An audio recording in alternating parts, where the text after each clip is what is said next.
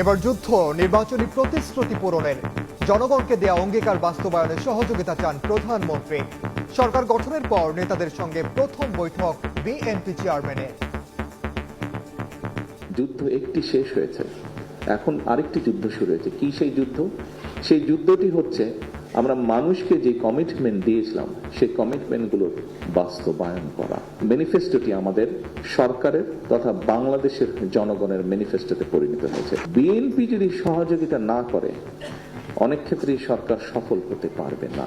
উপস্থিত সকল নেতৃবৃন্দ, আপনাদের সহযোগিতা প্রয়োজন। শারীরিক প্রতিবন্ধকতার শিকার কলেজ ছাত্রের তৈরি গাড়িতে ঘুরলেন সরকার প্রধান।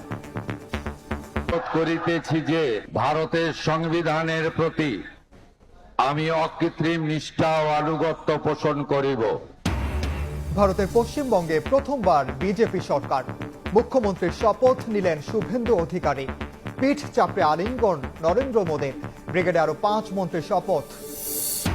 গণভোটের রায় নিয়ে ফাঁকি ঝুঁকি চলবে না, দ্রুত জুলাই সনদ বাস্তবায়নের দাবি জামায়াতের। শান্তিপূর্ণ উপায়ে দাবি আদায় না হলে কঠোর আন্দোলনের হুঁশিয়ারি এনসিপির।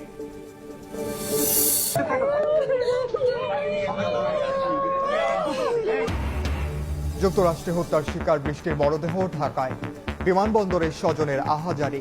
নেওয়া হচ্ছে গ্রামের বাড়ি মাদারীপুরে, পরিবারের পাশে থাকার আশ্বাস সরকারের। গাজীপুরে স্ত্রী ও 3 শিশু সন্তান সহ পরিবারের 5 জনকে গলা কেটে হত্যা।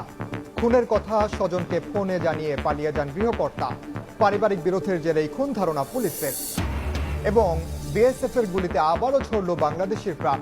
ব্রাহ্মণবাড়িয়ায় কলেজ ছাত্র সহ নিহত 2, আহত 2। রাঙামাটিতে দুর্বৃত্তের হামলায় ইউপিডিএফ কর্মী খুন।